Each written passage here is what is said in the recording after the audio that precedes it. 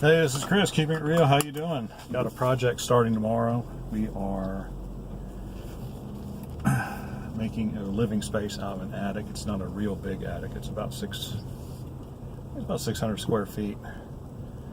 So tomorrow, I'm going to get started on it. I'm going to do the insulation. Also have to do a little bit of framing.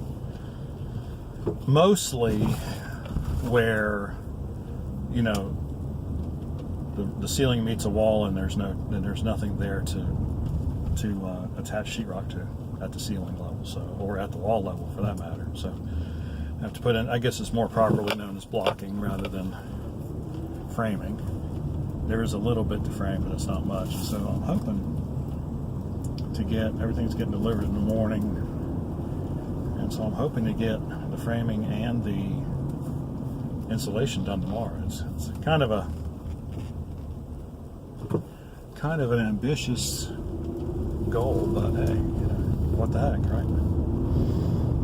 So that's what I'm going to be doing tomorrow, and then we move straight into hanging sheetrock on Saturday. So hopefully, you know, we get the framing, blocking, and the insulation done tomorrow, and then we do the sheetrock on Saturday, and then take off Sunday, and possibly even Monday, and then hit it hard on Monday. Of course, I don't really enjoy finishing sheetrock because it takes so long.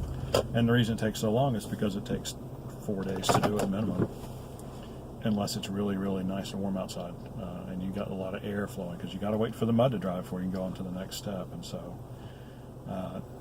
tape it on Monday or Tuesday, bed it on Tuesday or Wednesday, skim it on Wednesday or Thursday, and then sand it on Thursday or Friday. So that'll take up most of the next week, and then of course we'll be ready for paint next weekend. And so if we can paint it,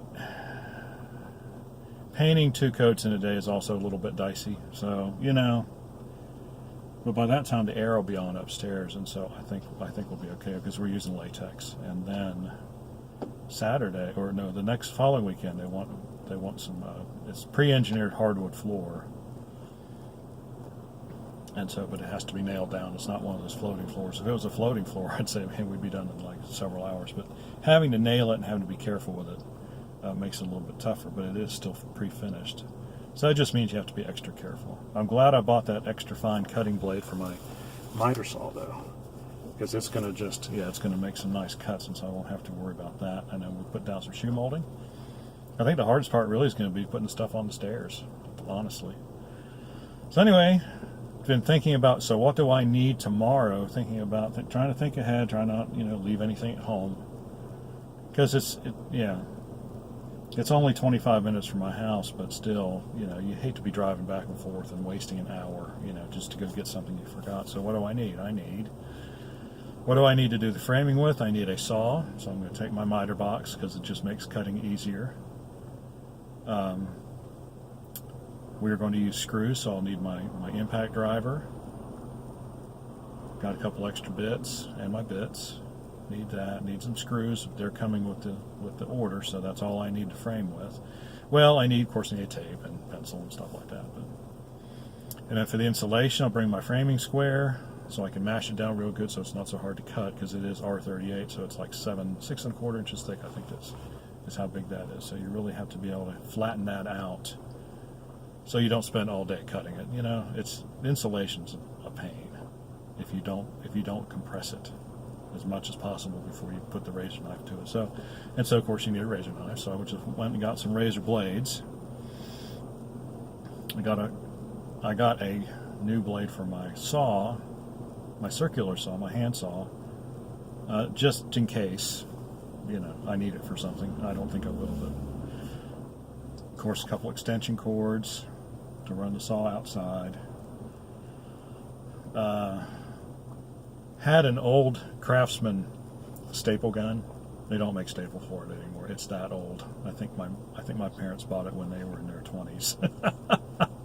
So it is, yeah. I went to Lowe's, and it's like, well, it's the day before we're starting. I don't have time to look anywhere else, and it's like, it doesn't really matter. A new staple gun was only $20, so I got that and some more staples. And I think that about covers it. So if I remember all that stuff in the morning, I've already got half of it loaded in the car. I'm just going through this with you so that you can see what see what kind of planning it takes to do a construction project. And so, because you just have to, all you really have to do is you just have to visualize each thing as though you're doing it, and then if you do it in your mind and you say, okay, I need this, I need this, I need this, I need this, and that's basically how you get ready to do a job. All right, got questions or comments? Leave them in the section below. Like and subscribe. We appreciate it when you do. We'll see you on the next video.